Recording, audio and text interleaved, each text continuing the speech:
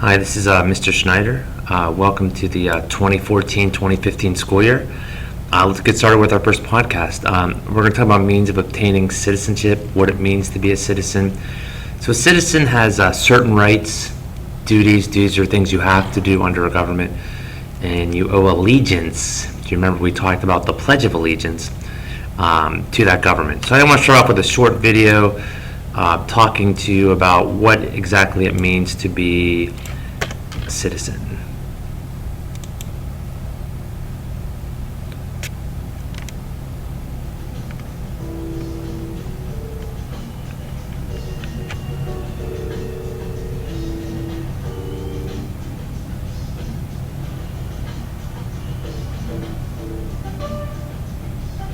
I think of it in the traditional sense of someone's a citizen, they are a citizen of the country. But I think you can look at citizen more broadly in terms of being a citizen of a state, Pennsylvania, Virginia, or you could be a global citizen in some broader respect. So I don't see citizens necessarily constrained to being just within the nation state. They can have both more local as well as international connections as well. I consider a citizen to be the highest office holder in this country, in the republic, like ours. That's not a real common thought process. But when you think about what citizens really do. We hire people to manage our government, but we are the office holders. We elect people and we de-elect people to work for us, to run our government. You are a citizen of every institution to which you belong. You are a citizen of your family, of the firm that you work for, of your community, the state, the nation, and some would even push this to the world. But the central question there is, if I'm a citizen, what can I do for my family to help it produce more wealth, to help it create more knowledge, and to help it create more justice? And I should do that with my family, with the firm, with the school, with all the institutions that I belong to. And the interesting difference between the subject and the citizen is that a subject tends to be a consumer. The citizen tends to be a producer. The citizen tends to be a leader, the subject a follower.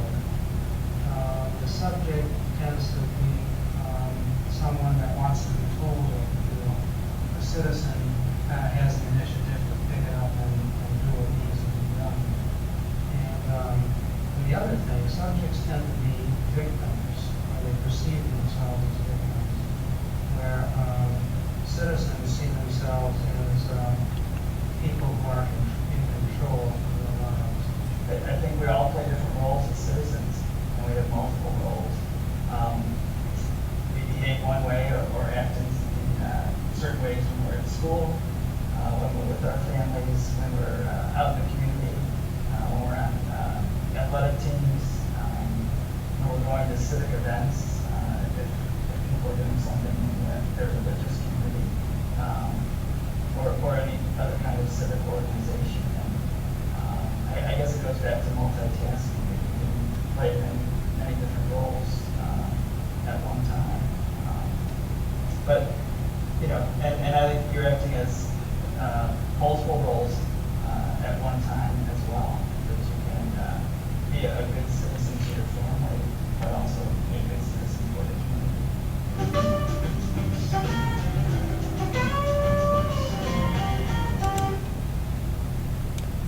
Okay.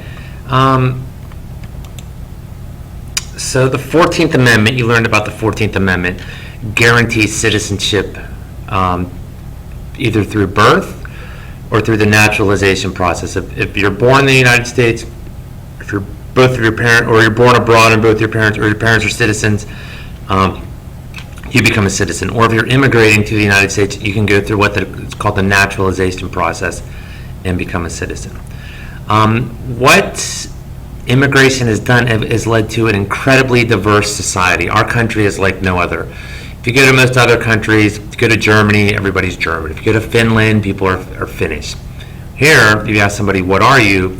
Some people might say Americans, but other people might say, I'm Polish, Irish, Croatian. They'll tell you what their backgrounds are. So let's watch a really short video and talk, why is diversity important? What's good about diversity?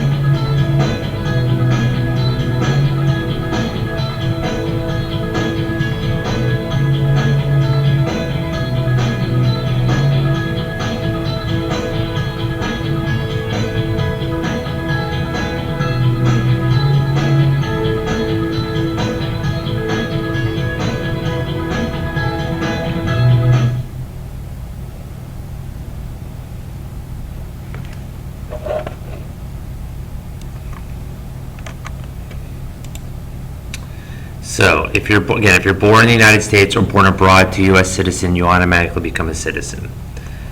And then naturalization, it's a process where you have to apply, you study, you take a test based on the principles of our country, and you have to prove you have the ability to read, speak, and write in ordinary English. And I want to close this first podcast by just showing you what a ceremony looks like after somebody has gone through that process and they're swearing their allegiance to the United States.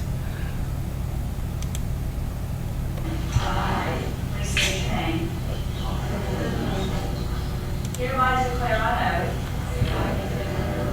that I absolutely and entirely renounce and abjure all allegiance and fidelity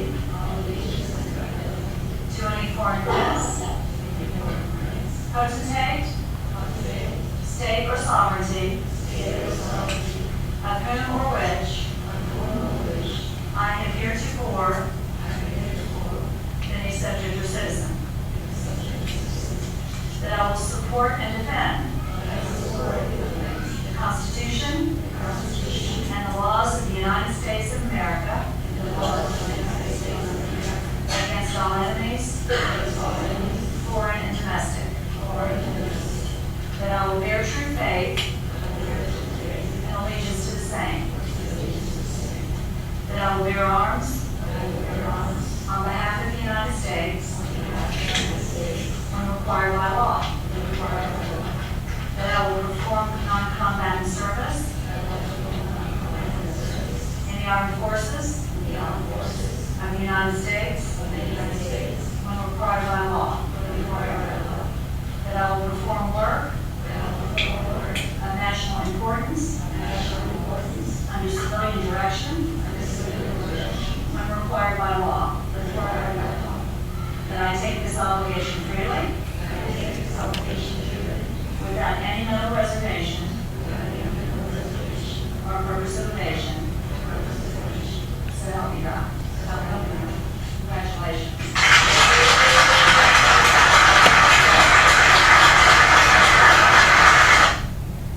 All right, guys, hope you learned something. You can go ahead and start working on your notes, and I will see you in class. Thanks. Bye.